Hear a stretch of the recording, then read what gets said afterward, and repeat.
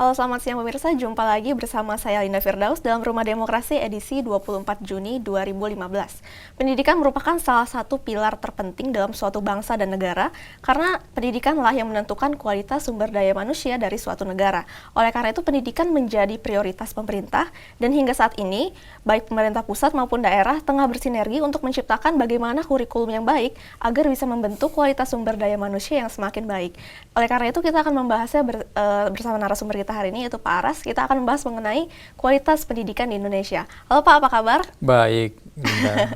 Nah, kalau misalnya kita bicara mengenai pendidikan nih, Bapak kan seorang dosen. Dari kacamata seorang Bapak begitu, seperti apa sih pendidikan di Indonesia saat ini?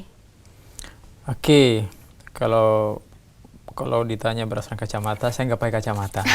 Tapi boleh, ya berdasarkan paradigma pemikiran saya terkait konsep pendidikan Indonesia, dalam hal ini berbicara kualitas. Kalau kualitas sebenarnya, kualitas itu bisa berbicara dalam perspektif kemampuan daya serap siswa, mahasiswa, ya, peserta didik, juga bisa berbicara kualitas sarana prasarana. Kalau kita berbicara di perspektif manusianya, ya, humannya, sumber daya manusianya, Indonesia itu cerdas-cerdas, pintar-pintar, Linda. Indonesia itu pintar-pintar.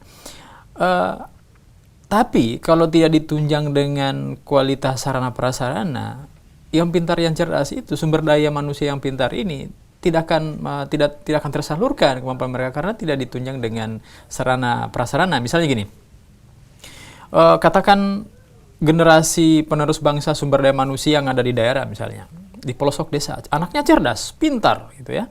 Tapi karena di sana sekolah tidak ada, bahkan sekolah sangat jauh, kalaupun ada sekolah sangat jauh dijangkau, akhirnya anak yang bersangkutan yang tadinya itu cerdas menjadi tidak pintar, menjadi bodoh. Kenapa? Karena tidak sekolah. Kenapa? Karena sarana prasarana tidak disiapkan, fasilitas itu tidak disiapkan. Oleh karena itu, hari ini adalah topik yang menarik, Linda, membahas terkait kebijakan pendidikan oleh pemerintah kita, bagaimana membicarakan atau memberikan kebijakan pendidikan yang berkualitas. Tadi saya sudah jelaskan bahwa ada dua poin berbicara kualitas dari segi sumber daya manusianya, yang kedua adalah kualitas dari segi fasilitas sarana prasarana. Tadi saya sudah katakan bahwa kualitas sumber daya manusia Indonesia cerdas, bahkan diakui oleh dunia luar, Indonesia itu cerdas. Buktinya seorang B.J. Habibie, Profesor B.J. Habibie diakui oleh Jerman sampai hari ini dipakai pikirannya, tenaganya, kontribusi teoritisnya dalam teknologi penerbangan, ya kan? Nah, tapi ingat, Indonesia masih ada Habibie yang lain.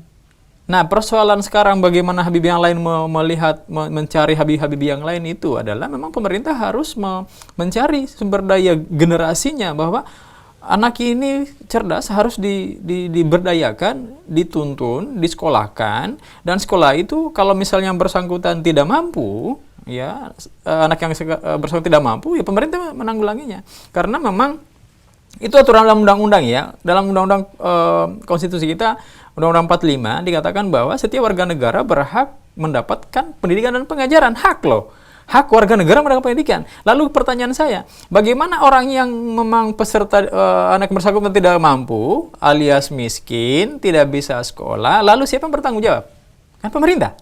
Berarti pemerintah memang harus mengidentifikasi, mencari generasi-generasi yang sampai hari ini tidak sekolah. Makanya itu ada aturan wajib belajar 9 tahun. Artinya, wajib belajar itu tidak hanya sekedar mewajibkan orang belajar 9 tahun dari SD 6 tahun sampai SMP 6 tahun. Kalau perlu 12 tahun dengan SMA-nya gitu kan. Artinya apa? Digratiskan. Karena mengingat masih ada generasi kita, masih ada masyarakat kita yang tidak mampu untuk menempuh sekolah itu. Gitu, Linda. Nah, untuk berbicara sarana prasarana, kita sangat minim. Jangankan berbicara fasilitas sarana prasarana di pedalaman, misalnya di Sulawesi, ya saya orang Sulawesi, ya saya tahu itu karena saya bagian dari pedalaman itu. Ya, kemudian di Kalimantan, apalagi di Papua, di Nusa Tenggara Timur, Nusa Tenggara Barat, masih banyak lagi. Itu terlalu jauh. Yang paling dekat aja Kota Bekasi. sebagai kota penyangga yang paling dekat dengan ibu kota negara Indonesia, Jakarta. Di Jakarta ini paling dekat. Tapi masih ada sekolah yang atapnya bocor-bocor, dindingnya udah rubuh gitu kan. Nah, ini fakta. Saya melihat mata kepala saya sendiri, saya melihat itu luar biasa kesenjangan itu terjadi. Gimana orang bisa cerdas kalau sarana prasarana proses pembelajaran itu tidak difasilitasi, tidak disiapkan? Kira itu, Linda. Lalu tolak ukur untuk mengukur kualitas sumber daya manusia di Indonesia itu seperti apa, Pak? Tadi Bapak sendiri menyatakan bahwa orang Indonesia cerdas-cerdas. Tolak ukur apa yang bisa digunakan untuk bisa mengatakan bahwa secara kolektif kenyataannya adalah demikian? Bagus, pertanyaannya udah cerdas. Linda sih cerdas sekarang ya. Indikator atau parameter dikatakan kualitas sumber daya manusia atau pendidikan. Kualitasnya ada, Pak. Misalnya indikatornya adalah anak yang bersangkutan melewati jenjang pendidikan, ya.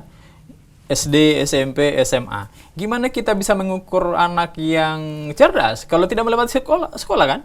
Kan dilihat ada prestasinya di sekolah, dia ranking ya kan? Di sekolah kan ranking 1 atau 2 atau 3 besar misalnya SD sampai SMP sampai SMA. Nah, itu kan yang tahu itu siapa? Ya gurunya. Guru nanti siapa yang akan menyampaikan bahwa siswa ini cerdas?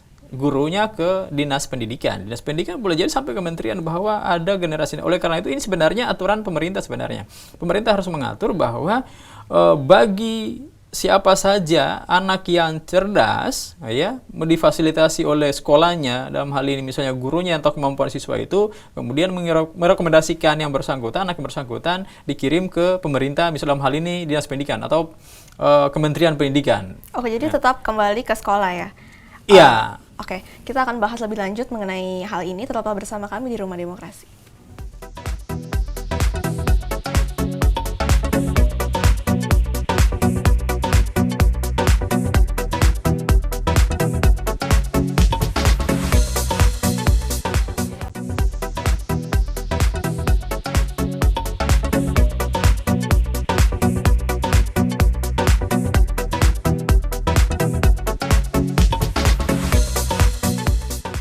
Anda masih bersama kami di Rumah Demokrasi. Dan di segmen sebelumnya kita sudah membicarakan mengenai kualitas dan juga berapa pentingnya sekolah dalam menentukan mutu sumber daya manusia begitu ya Pak ya. Nah, kalau menurut Bapak sendiri apakah saat ini mutu sekolah secara keseluruhan sudah lebih baik daripada sebelum-sebelumnya ataukah malah menunjukkan adanya penurunan? Nah, sekarang begini, kita identifikasi sebelumnya itu tahun berapa dan setelahnya itu tahun berapa. Kalau tahun 90-an sampai ke 2000 ya, itu kualitas pendidikan itu terukur kualitasnya ya. Sekarang juga terukur, cuman kalau perbandingan karena pertanyaannya Linda adalah mana yang lebih berkualitas tahun sebelumnya atau sekarang, saya menjawabnya lebih berkualitas tahun yang sebelum sekarang, yang dulunya ya tahun 90-an itu luar biasa. Saya masih merasakan itu. Ketika saya merasakan ujian nasional dulu kita namanya Eptanas ya, sekarang UN ujian nasional. Itu luar biasa. Itu ketatnya kita ujian itu benar-benar kita merasakan ada sakralnya gitu ya, ada sakralnya ujian itu. Memang kita benar-benar mengeluarkan kemampuan kita untuk menghadapi ujian itu. Kenapa? Karena dulu masih ya benar-benar kemampuan siswa itu gitu. Kalau emang lulus itu berarti luar biasa cerdasnya. Kalau sekarang ya saya masih melihat fenomena yang terjadi, masih ada kebocoran soal. Kalau dulu nggak ada. Ya, yang di zaman saya itu nggak ada kebocoran soal itu. Sekarang ada bocor soal, bahkan mahasiswa nyaris tidak belajar karena mengharapkan kunci jawaban dari bocornya soal tadi. Ini kan menunjukkan bahwa menjadi semakin tidak terjamin, ya, menunjukkan tidak ada jaminan kualitas yang dilakukan hari ini, gitu. Nah, oleh karena itu, saya mau melihat kualitas yang sebelumnya yang begitu luar biasa ketika ukuran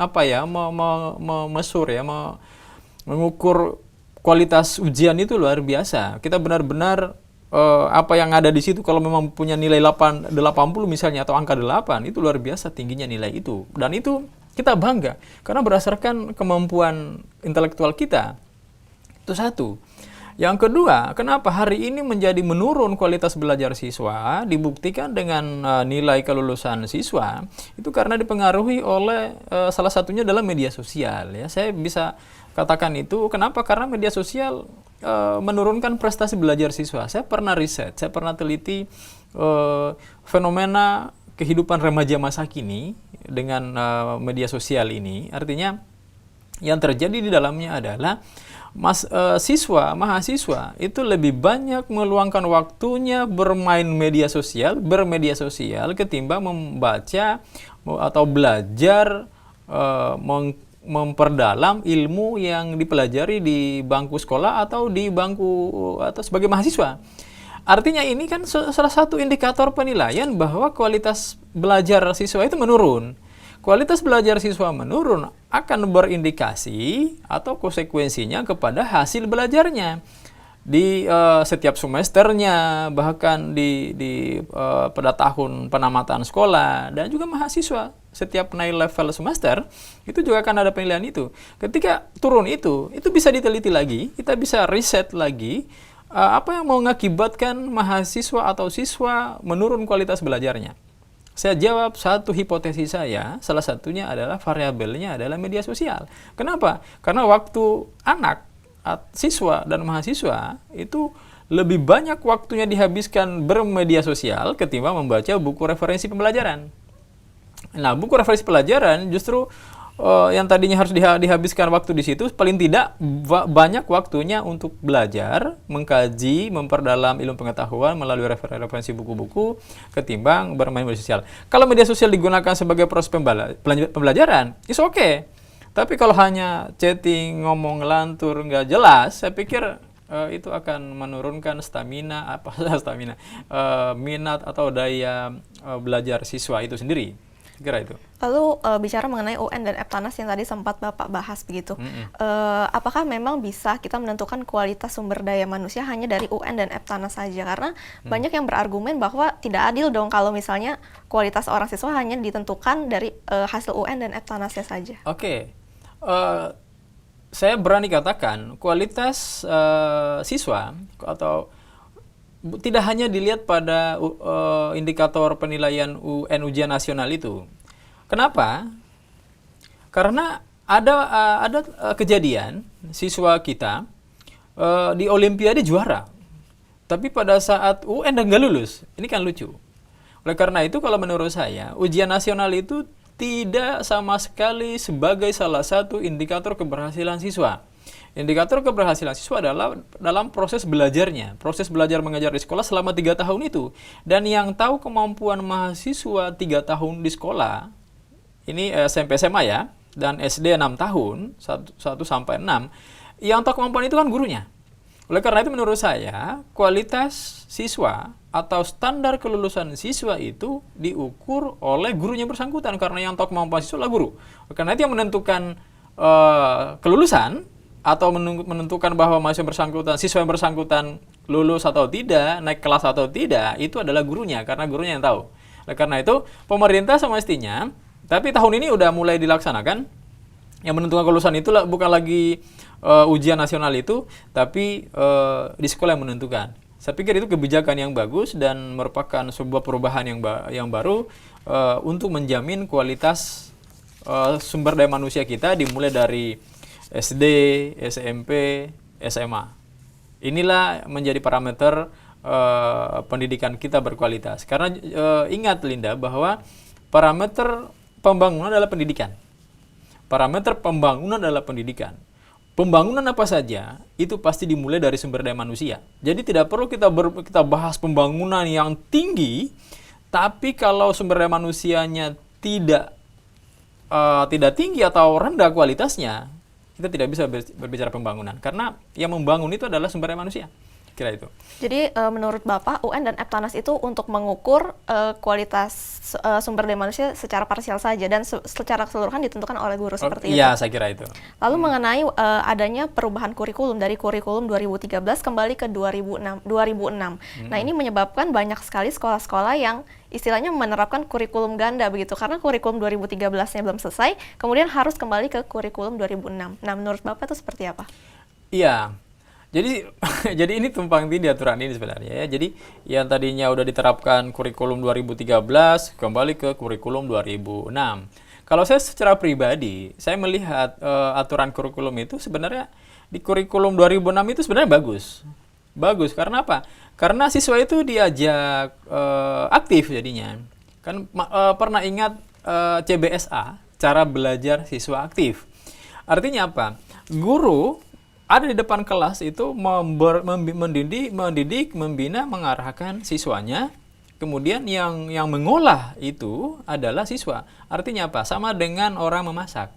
Kita belanjakan bahan-bahannya, yang bersangkutan yang masak. Artinya apa? Tidak hanya belajar secara teoritis dibaca konvensional, tapi dia langsung praktekkan.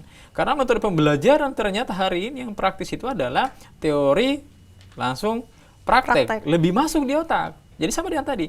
Nah, sekarang kurikulum 2006 itu ya, saya sebenarnya lebih memberikan masukan bahwa kurikulum digabungkan teoritis praktis itu. Misalnya apa? Kalau di ilmu sosial, kalau yang ilmu teknik atau urusan tata boga mungkin saling sambil masak gitu ya, belajar sambil masak.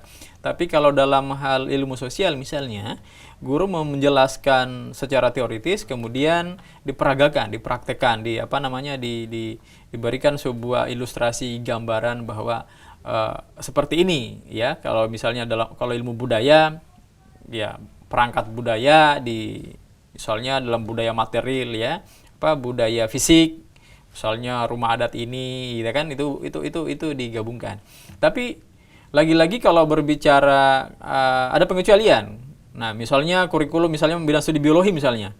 Pembelajaran biologi kan lebih ke ya namanya biologi ya, pasti ada dalam tanda kutip ada pembahasan yang tersendiri. Bukan berarti itu diperagakan juga gitu ya. Tapi ada istilahnya gambar-gambar yang memang tidak serono, tidak menjurus. Itu kan bisa didesain kurikulum itu. Dalam mata kuliah tertentu, bidang studi tertentu ya. Itu kan itu hanya salah satu, tapi masih banyak mata bidang studi yang memang membutuhkan teori sekaligus praktek. Nah, guru posisinya nanti membina, mengarahkan siswanya untuk lebih memperdalam materi itu. Kira itu. Oke, nanti kita akan bahas lebih lanjut mengenai bagaimana peran guru di dalam sekolah dan dalam menentukan kualitas murid itu sendiri. Tetaplah bersama kami di Rumah Demokrasi.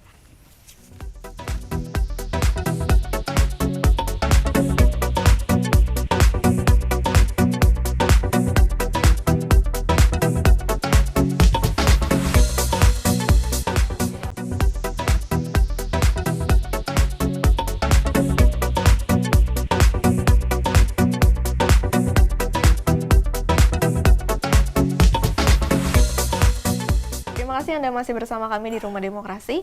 Tadi kita sempat membahas mengenai guru ya Pak ya. Nah, kalau misalnya kita bicara mengenai guru, berarti peran guru sangat penting dalam menentukan kualitas peserta didik. Berarti guru sendiri juga harus punya kualitas yang harus dijaga seperti itu. Yeah. Nah, gimana sih cara kita memastikan bahwa kualitas guru itu seragam dan memenuhi standar? Oke. Ada standar untuk penilaian guru ya.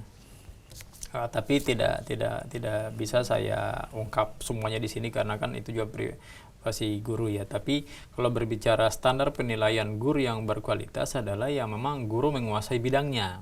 Yang pertama itu menguasai bidangnya, menguasai materinya. Kalau misalnya dia sarjana matematika misalnya, ya mau nggak mau dia harus menguasai bidang matematika itu karena kualitas dia di situ. Jadi sama dengan di dunia barat, mereka benar-benar ahli di bidangnya. Jadi mereka mau mengajar di bidangnya, ahli di bidangnya. Kalau dia misalnya ngajar matematika, berarti dia sarjana matematika paling tidak gitu ya. Kalau kita di Indonesia ini selama pernah terjadi, tapi sekarang udah mulai terarah. Kalau dulu pernah tidak sarjana matematika tapi mengajar matematika, ya. Memang dia ngerti matematika, tapi kalau ukuran keahlian harus ditunjang dengan syarat administrasi bahwa yang bersangkutan memang dibuktikan dengan ijazah yang bersangkutan adalah memang sarjana matematika gitu.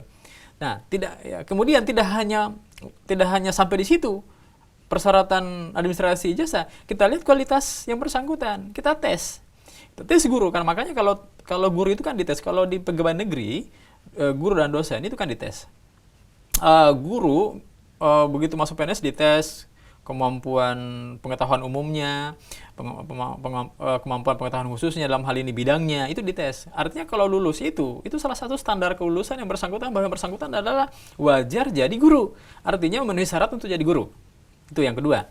Yang berikutnya adalah setelah memenuhi syarat-syarat yang diberikan itu, guru yang bersangkutan kan sebelum mengajar kan ada penataran istilahnya, ditatar, ada istilahnya kalau belum 100% di pegawai negeri itu, guru itu mengikuti pendidikan pelatihan dulu ya, penataran istilahnya, orientasi guru gitu kan, dites dah. Untuk apa? Untuk menjaga kualitas guru itu. Nah, disinilah Linda yang poin yang paling penting oleh guru itu. Nah, itu yang ketiga. Kemudian yang selanjutnya adalah guru itu, misalnya pengalaman pertama dia sama sekali belum punya pengalaman. Begitu dia tes, dia lulus jadi guru. Ya, mau nggak mau kan harus kepala sekolah memberikan dia, memposisikan dia sebagai namanya guru baru, harus dipantau. Tidak langsung dilepas begitu saja. Dipantau bagaimana perkembangan dan kemajuan guru yang bersangkutan. Kalau memang bidangnya kita berikan, ini memang ahli nih. Kepala sekolah kan menilai guru-gurunya kan, itu. Nah, indikator inilah akan terus berjalan secara kontinu gitu ya, terus-menerus dilakukan di sekolah. Sehingga semakin berkualitas guru, semakin berkualitas pula siswanya. Karena tidak mungkin kita mendapatkan siswa yang berkualitas sementara gurunya tidak berkualitas. Ya, itu sudah hukum alam gitu. Gimana bisa berkualitas siswa sementara gurunya tidak berkualitas?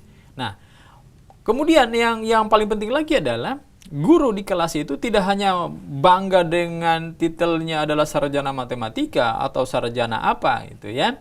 Tapi bagaimana dia menaklukkan kelas itu, kelas yang tempat dia mengajar adalah yang benar-benar dia bisa menguasai kelas, bisa menguasai siswa yang diajar gitu kan. Sehingga siswa yang diajar itu akan mendapatkan ilmu yang banyak dari guru itu. Nah, inilah yang harus dipahami bahwa dalam sekolah itu, dalam guru itu, karena saya pernah jadi guru, pernah merasakan hal yang sama, bagaimana rasanya jadi guru itu, karena kita mengajar siswa SD, SMP, SMA, itu berbeda. Sangat-sangat berbeda, Linda. Nah, inilah yang menjadi poin penting dalam menjaga kualitas di sekolah, kualitas gurunya, kemudian akan berimplikasi pada kualitas siswa itu sendiri. Lalu Bapak sendiri sebagai dosen dan juga berpengalaman sebagai guru, sebetulnya apakah ada pendekatan yang berbeda yang dilakukan ketika mengajar sekolah dengan mengajar mahasiswa? Cerdas. Oke, pasti berbeda. Perbedaannya ada berapa hal. Dalam hal pendekatan, pengajaran, kemudian secara psikologis berbeda ya. Kalau ngajar di SD, SMP, SMA, itu pasti berbeda. Jangankan ke mahasiswa, SD, SMP, SMA berbeda.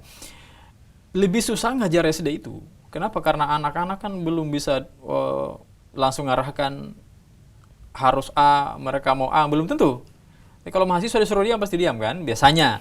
Tapi kalau siswa SD suruh diam, satu diam, yang lainnya ngomong gitu. Nah, SMP juga gitu, jadi pendekatan SD, guru SMP, guru SMA, 3 level ini, itu berbeda. Nah, sama dengan yang mahasiswa juga sangat berbeda.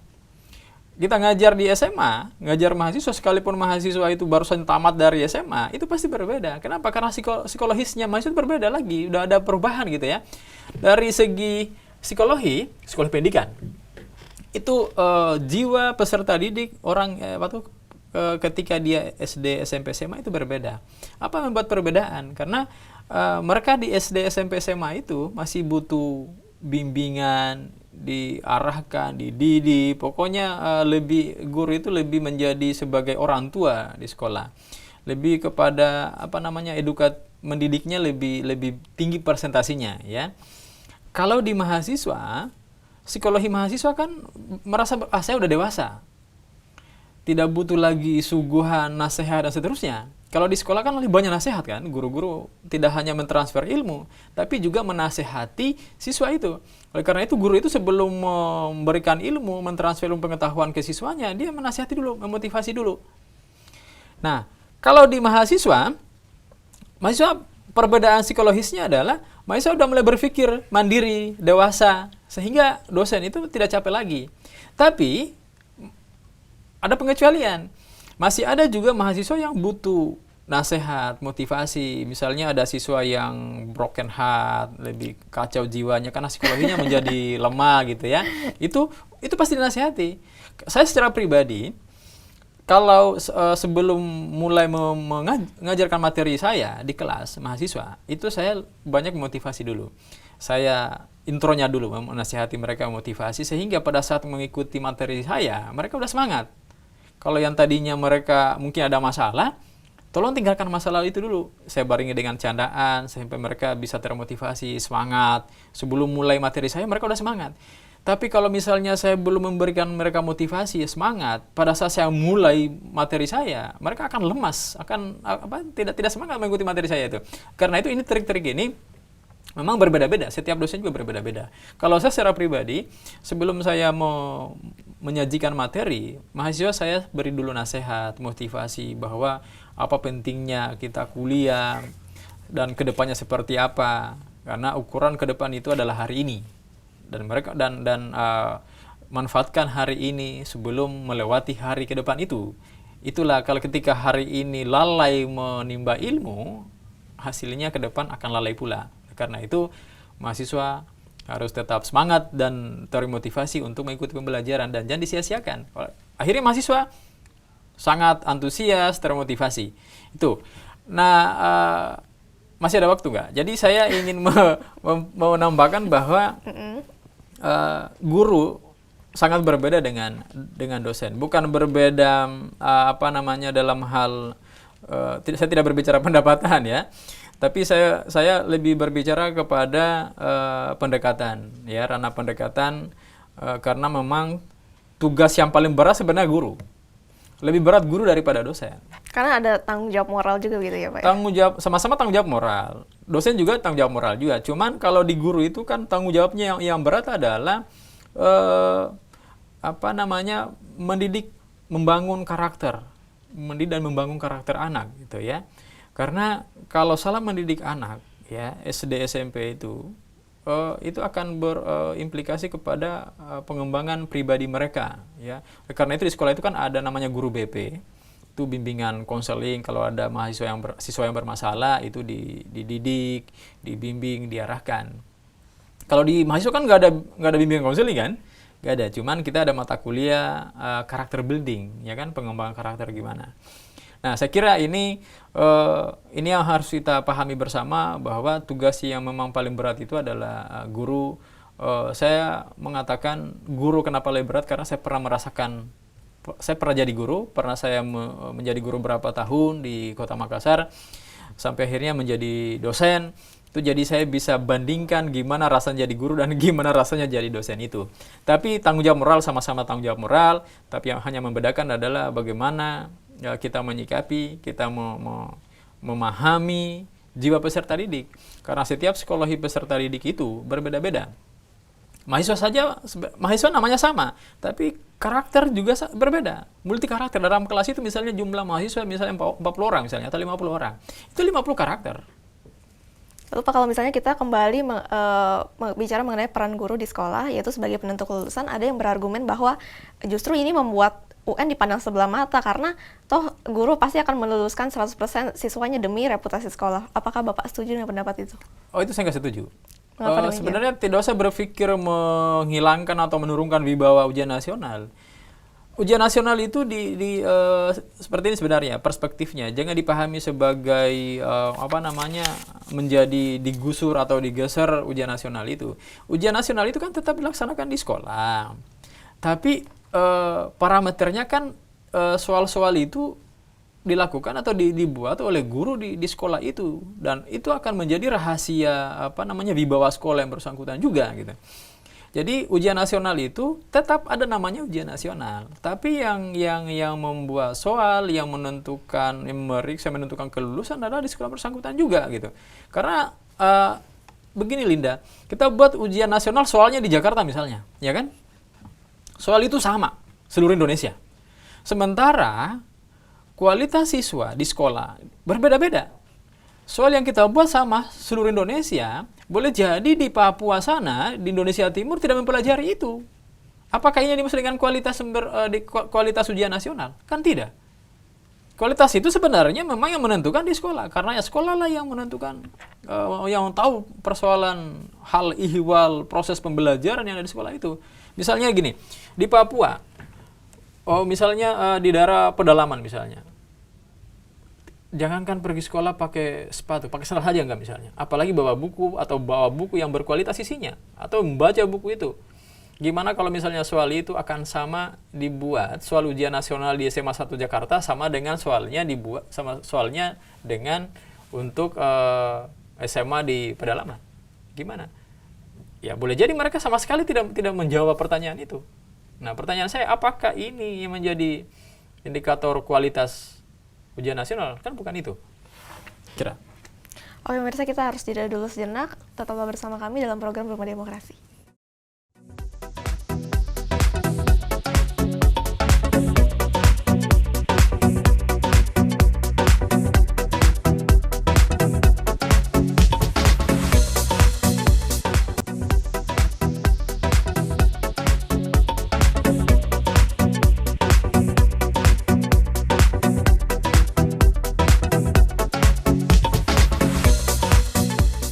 Masih bersama kami di Rumah Demokrasi, dan saya ingin menanyakan mengenai pendapat Bapak nih. Ada yang berargumen bahwa lembaga pendidikan formal, dalam hal ini kita membicarakan mengenai sekolah, itu diklaim sebagai tempat mematikan dan mengalihkan minat dan bakat peserta didik. Karena dikatakan bahwa masing-masing peserta didik itu punya bakat dan minat yang berbeda, dan sekolah ini dalam hal ini bisa istilahnya kurang memperhatikan hal itu dan lebih memperhatikan aspek akademis saja. Nah, menurut Bapak itu seperti apa?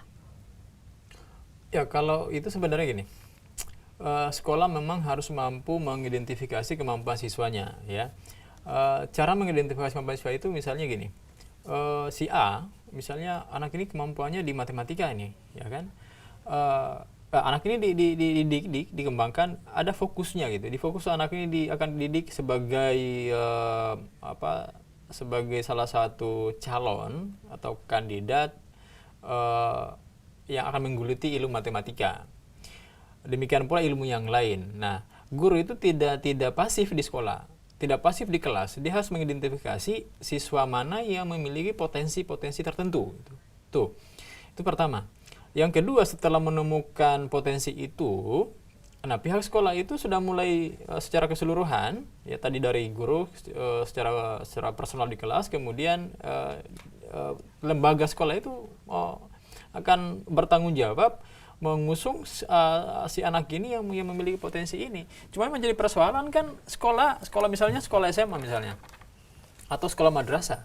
Mereka tidak, misalnya walaupun gurunya punya ide seperti itu, tidak ada tempat saluran. Oleh karena itu pemerintah harus punya kebijakan terkait ini, di mana memperlakukan ya anak yang memiliki kemampuan lebih gitu ya. Misalnya memang dia lebih dominan keahliannya di bidang-bidang tertentu. Saya kira ini menjadi poin yang harus dilakukan oleh sekolah dan diikuti oleh kebijakan pemerintah, bahwa anak yang memiliki keahlian tertentu itu diprioritaskan.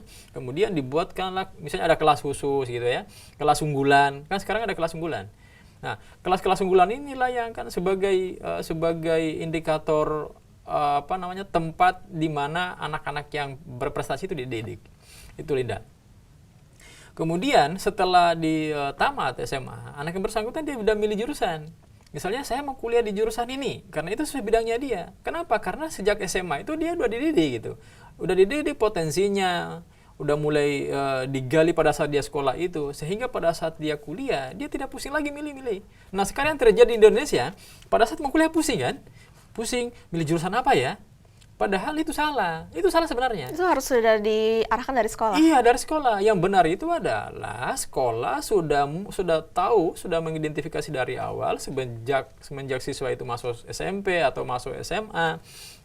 Yang kemudian setelah dia tamat siswa itu, dia tidak pusing lagi milih jurusan mau kuliah apa. Kenapa? Karena sejak sekolah saya ahlinya di bidang sosial, atau dia hubungan internasional. Kenapa? Mungkin dia udah pintar bahasa Inggris, di sekolah sudah dididik di kelas khusus bahasa Inggris. Kalau matematika, dia udah ahli di kelas, ada kelas matematika khusus buat dia, sehingga pada saat dia tamat, dia masuk kuliah, dia masuk di jurusan matematika. Oleh karena itu, konsep the right man on the right place bisa terwujud di sini. Sama orang barat kan, orang di dunia barat itu kalau anaknya dia ahli di bidang ini, dia akan belajar di bidang ini sampai itu benar-benar ahli. Indonesia itu sebenarnya nggak ada yang ahli, so ahli semuanya. Kenapa? Karena semua bidang kita pelajari. Kita belajar misalnya jurusan matematika, belajar bahasa Indonesia, Tetap belajar semuanya. belajar pendidikan agama, semua belajar MKDU, mata kuliah umum, mata kuliah dasar, masih seterusnya itu pelajari semuanya. Sehingga mengambil porsi SKS, satuan kredit semester, yang semestinya harus fokus di bidangnya. Jadi Indonesia itu serba bisa. Tapi sedikit-sedikit. Nah, serba bisa, ya, serba tahu semuanya, tapi susah mendapatkan ahli. Kenapa? Kalau ahli memang benar-benar di bidangnya. Oleh karena itu, menempatkan orang sesuai di bidangnya itu susah. Tuh. Lalu bagaimana kita bisa menjamin bahwa pendidikan baik swasta maupun negeri, lalu yang di pusat maupun di daerah itu merata, Pak? Karena kalau kita bicara seperti ini kan tidak semua sekolah punya kebijakan ada kelas khusus seperti itu. Inilah pemerintah harus mengatur itu. Ini kewenangan pemerintah ya, buat aturan bagaimana memperlakukan sekolah negeri, sekolah swasta sama saja. Standar kualitas sama saja semuanya. Kemudian sekolah di Jakarta, sekolah di daerah tertinggal, ya mau nggak mau pemerintah harus memfasilitasi sekolah di daerah gimana caranya supaya bisa sama sarana prasarananya. Saya sih selalu menyarankan sarana dan prasarana yang ada di Jakarta harus sama sarana prasarana yang ada di daerah, supaya kualitas sumber daya manusia benar-benar terjamin. Karena ingat, ke depan yang akan membangun negara ini bukan hanya orang Jakarta misalnya, tapi orang daerah-daerah juga. Gimana bisa orang daerah membangun negara kalau dia tidak pernah mendapatkan pendidikan yang sama dengan orang di kota misalnya atau di Jakarta? Artinya kebijakan pendidikan harus sama. Oleh karena itu, realisasi anggaran pemerintah 20% untuk pendidikan itu harus direalisasikan. Kenapa? Karena untuk menjamin kualitas sumber daya manusia Indonesia sebagai estafet bangsa ini. Kira itu, Linda. Jadi memang pada akhirnya itu kita harus kembali menekankan bahwa peran pemerintah dalam menentukan kebijakan dan juga melaksanakan kebijakan menjadi sangat penting dalam menentukan kualitas sumber daya manusia. Dan dalam hal ini kita harus fokus kepada pengembangan sekolah dan guru, dan yang pasti menyesuaikan dengan kapabilitas masing-masing siswa seperti itu ya Pak ya, agar bisa meningkatkan kualitas sumber daya manusia secara keseluruhan. Dan akhir kata, saya Linda Firdaus dan seluruh kerabat kerja yang bertugas undur diri dari hadapan Anda. Terima kasih telah menyaksikan Rumah Demokrasi, dan jangan lupa untuk menyaksikan terus www.binus.tv. Sampai jumpa.